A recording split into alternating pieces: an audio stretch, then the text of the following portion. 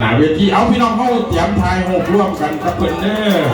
อตัวมือสมัครเพื่อนเป็นร่องในกระสันประธานเอาก็ถือว่าในดิถีปีใหม่เนาะมีแต่สิ่งใหม่ๆเข้ามาในชีวิตเฮาเนาะขอไว้ใช้ให้พรทุกๆชาติเด้อ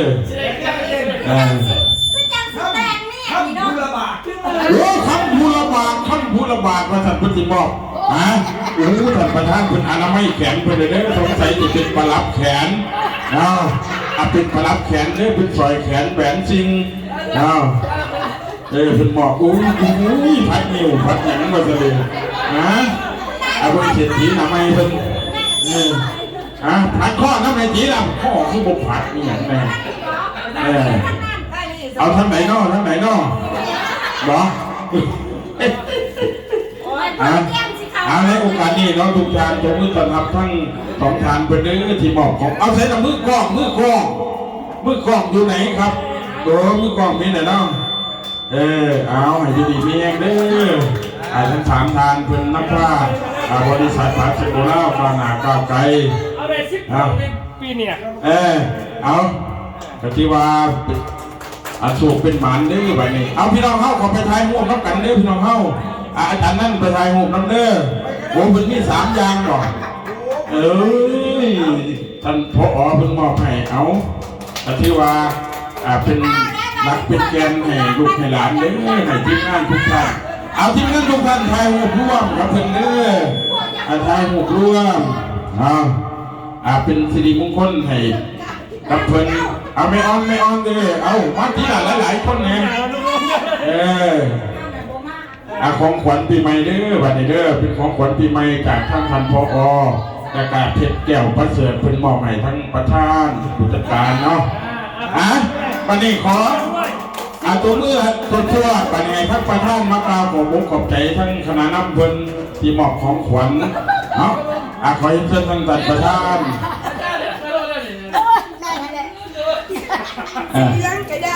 เราคนอื่นก็ขอสบายดีเลยกันยินดีต้อนรับเราทุกท่านเราก็สู้งานมันคือเรื่องงาน Merry Christmas เนาะจริงก็มันเป็นงานสากลเนาะเป็นบริษัทนะปกติมื้อนี้เป็นวันเกิดของพระเยซูเด้อปกตินะเขาบ่ได้ถือกับบ่เป็นหยังพอเขายืมปีเป็นมาใส่เนาะปีมาใส่จังได๋ปกตินี่คันบอกถึงพุทธศักราชนี่เขาต้องใส่ปี2568แต่ประเทศลาวเขาบ่ใส่2568บ่ใส่2025เขาหมายเนาะบางคนว่าเอามันเป็นศาสนาเพื่อตัวนะเขาหมาย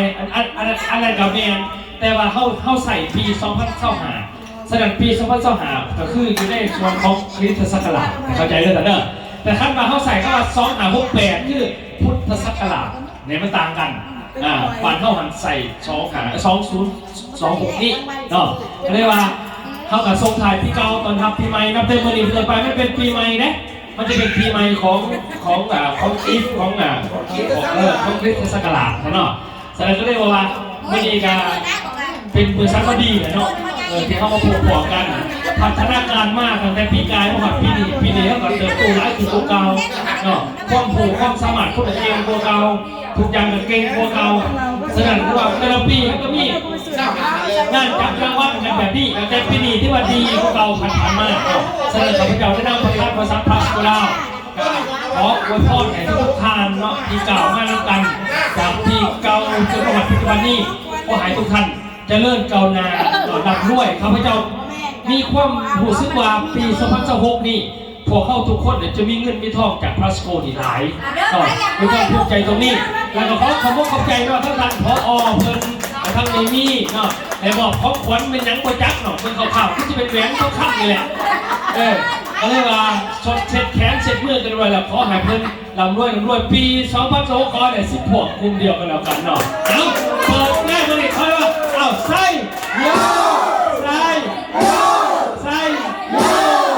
and happy new year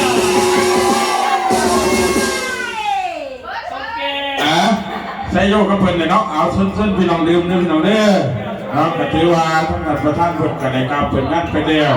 เนาะแล้วก็กล่าวอวยพรปีใหม่พวกเขาแล้วเนาะอันนี้ที่นี่ก็ถือว่าเฮารับสมัครหนังเครื่องด้านหน้าเวทีบาดเอ